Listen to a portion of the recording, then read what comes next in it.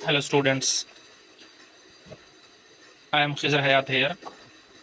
आज की वीडियो में हम चैप्टर 2 साइंस क्लास 9th के एक्सरसाइज क्वेश्चन आंसर्स करेंगे। तो बिना टाइम वेस्ट किए हम चलते हैं इन क्वेश्चंस की तरफ। Question 1, which separation technique will you use or apply for separation of followings mean for separation to separate sodium chloride from its solution in water. इसके लिए जो हम टेक्निक यूज़ करेंगे वो इवेपोरेशन टेक्निक है। उसके बाद to separate ammonium chloride from a mixture containing sodium chloride and ammonium chloride, इसको सेपरेट करने के लिए हम सब्लिमेशन टेक्निक यूज़ करेंगे। ठीक है, तो ये जो हाईलाइटेड का टेक्स्ट है ये बेसिकली आंसर्स हैं और बाकी क्वेश्चन का पार्ट है। उसके बाद सी में देखें तो सी में कह रहे हैं to separate small pieces of metal from engine oil of car. तो इंजन ऑयल में से पीसेस ऑफ मेटल सेपरेट करने के लिए फिल्ट्रेशन टेक्निक यूज़ होती है। ठीक है, तो सो फिल्ट्रेशन। डी में देखें तो to separate different pigments from an extract of flower petal, तो इसके लिए फिल्ट्रेशन और क्रोमेटोग्राफी ये टेक्निक हम यूज़ कर सकते हैं to separate different pigments from the flower petals. उसके बाद है to separate butter from curd, तो इसके लिए जो टेक्निक यूज़ होती है उसको हम कर्निंग और सेंट्रीफ्यूगेशन ये टेक्निक यूज़ करते हैं हम बटर को सेपरेट करने के लिए दही से। उसके बाद है to separate oil from water, oil को वाटर से सेपरेट करना हो तो सेपरेटिंग फनल यूज़ करते हैं। उसके बाद to separate tea leaves from tea, तो फिल्ट्रेशन टेक्निक है। To separate iron pins from sand, ये तो कॉमन सा है, मैग्नेट यूज़ करते हैं आयरन पिन्स को सेपरेट करने के लिए। To separate wheat grains from husk, wheat grains को सेपरेट करना हो तो हम विनोइंग और सीविंग टेक्निक यूज़ करते हैं। उसके बाद है to separate fine mud particles suspended in water, mud particles को सेपरेट करने के लिए डिकेंटेशन फॉलोड बाय फिल्ट्रेशन, आप इन शॉर्ट फिल्ट्रेशन भी लिख सकते हैं। ओके, तो इसके बाद क्वेश्चन नंबर 2 है स्टेप्स फॉर मेकिंग टी। तो इसमें देखें हम boiling water in kettle, boiling water as a solvent use होगा। Add tea leaves as a solute होंगे to the boiling water and allow them to dissolve. Next step add sugar itself as a solute use होगा and milk as a solvent होगा to the mixture. तो हम इसको उसके बाद allow the tea to steep until the desired strength is achieved. उसके बाद filter और filtrate the tea to improve the tea leaves residue, जो टी लीव्स होंगे वो जिन या वो जो हम अलहदा करते हैं ताकि वो चाय में मिक्स ना हो जाएं, जिसे आप पत्ती भी कह सकते हैं, तो वो एज अ रेजिड्यू होगा। उसके बाद जब ये सारे प्रोसेस हो जाएंगे तो उसके बाद आप टी को सर्व कर सकते हैं, सर्व द टी। तो ये हमने इसका क्वेश्चन 2 का आंसर लिख दिया। क्वेश्चन 3 सॉल्युबिलिटी क्वेश्चंस हैं। Pragya tested solubility of 3 different substances at different temperatures as data given below, जैसे कि ये डाटा दिया हुआ है आपको नज़र आ रहा है, ये उसने परफॉर्म किया है कोई एक्सपेरिमेंट और ये कंक्लूजन्स हैं।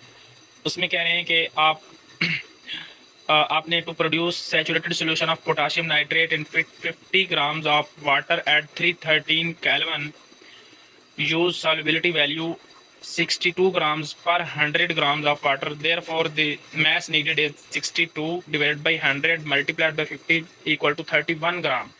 So 31 grams हमें required होगा यूज़ करना, जो कि हमारा required mass होगा। उसके बाद when saturated solution of potassium chloride is cooled from 353 Kelvin to room temperature, some potassium chloride will precipitate out of the solution because its solubility decreases as temperature decreases। ठीक है, तो ये भी मैंने answer लिख दिया इसका। उसके बाद सॉल्युबिलिटी एट 293 केल्विन, 293 केल्विन पर सॉल्युबिलिटी चेक करके बतानी है हमने। पोटाशियम नाइट्रेट 32 ग्राम, तो वो आप इस तरह से ही कंपेयर करेंगे। 293 केल्विन टेम्परेचर जो कॉलम है उसमें आप पोटाशियम नाइट्रेट देखें 32 ग्राम है। उसके बाद सोडियम क्लोराइड 36 है, potassium chloride 35 and ammonium chloride 37 ग्राम। तो ये सॉल्युबिलिटी हमारे पास आ रही है, तो यही उधर वहाँ पर आंसर में लिखा है हमने, ये आपको जो लिखा नज़र आ रहा है। ठीक है, the salt with the highest solubility at 293 kelvin, वो कौन सा है हाईएस्ट सॉल्युबिलिटी में, वो हमें नज़र आ रहा है क्लोराइड, अमोनियम क्लोराइड, क्योंकि 37 ग्राम वो उसमें उसकी सॉल्युबिलिटी है। उसके बाद डी है the effect of change of temperature on the solubility of salt is that solubility generally increases with increase in temperature for the most salts allowing more solute to dissolve at higher temperature. जाहिर बात है जितना आप temperature बढ़ाते हैं तो उतना ही solubility salts की इंक्रीज हो जाती है। मतलब आप फर्दर उसमें सॉल्यूट जो है वो साल्ट जो है वो उसमें मिक्स कर सकते हैं। हीट बढ़ने से सॉल्युबिलिटी बढ़ जाती है। टेम्परेचर जैसे आप बढ़ाएंगे तो solubility of salt increases. Next is question 4. Explain the following giving examples. A solution in which no more solute can dissolve at a given temperature.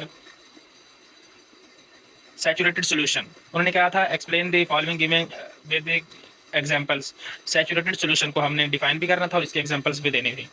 तो सैचुरेटेड सोल्यूशन है solution in which no more solute can be dissolve, जिसमें further solute dissolve ना हो सके उस temperature पर।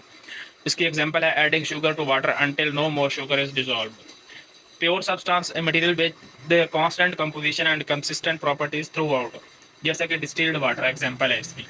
उसके बाद कोलाइड क्या होते हैं? Mixture where very small particles of one substance are evenly distributed throughout the another substance.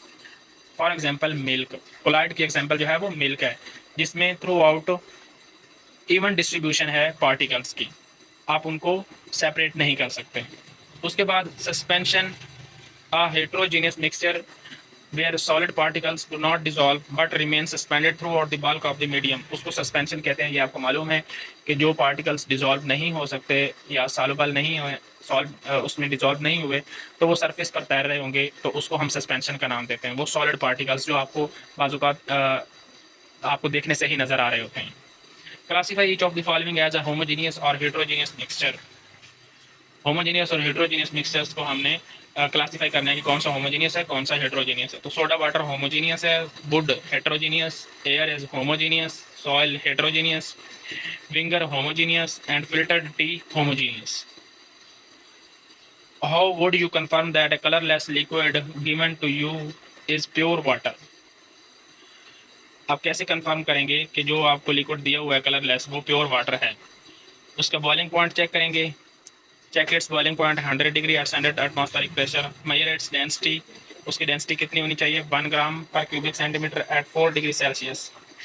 Use chemical test to ensure it has no impurities.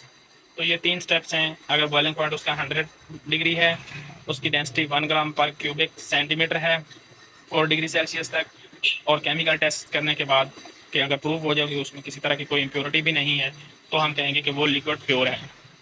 Which of following materials fall in the category of pure substance?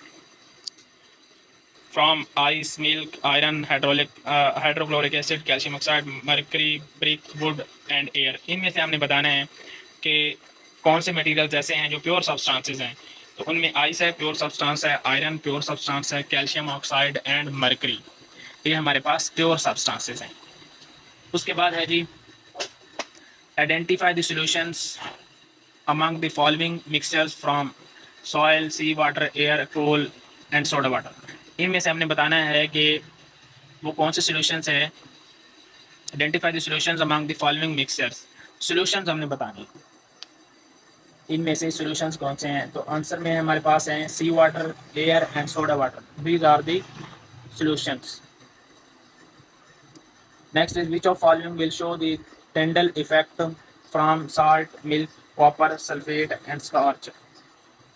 इनमें से कौन से ऐसे हैं जो टेंडल effect show करेंगे? तो milk and starch solution, ये दो हैं जो टेंडल इफेक्ट शो करेंगे। Next is classify the following into elements, compound and mixtures. हमने इनको क्लासीफाई करना है कि कौन सा एलिमेंट है, कौन सा कंपाउंड है और कौन सा मिक्सचर है। तो एलिमेंट्स देखें तो sodium, silver, tin and silicon, ये एलिमेंट्स हैं। Compounds calcium carbonate, methane, carbon dioxide, और mixture soil, sugar, coal, air, soap, blood, तो ये मिक्सचर्स हैं। Which of following are chemical changes from growth of plant. Chemical changes किन कौन से options में है आपने बताना है कि एक growth of plant, rusting of iron, mixing iron filings and sand, cooking of food, digestion of food, freezing of water, burning of candle. तो आंसर्स में देखें तो growth of plant chemical change है, rusting of iron, cooking of food, ये भी chemical change, digestion of food ये भी हमारे पास केमिकल चेंज में आएगा, बर्निंग ऑफ कैंडल ये भी केमिकल चेंज में परमानेंट चेंज होता है यानी कि।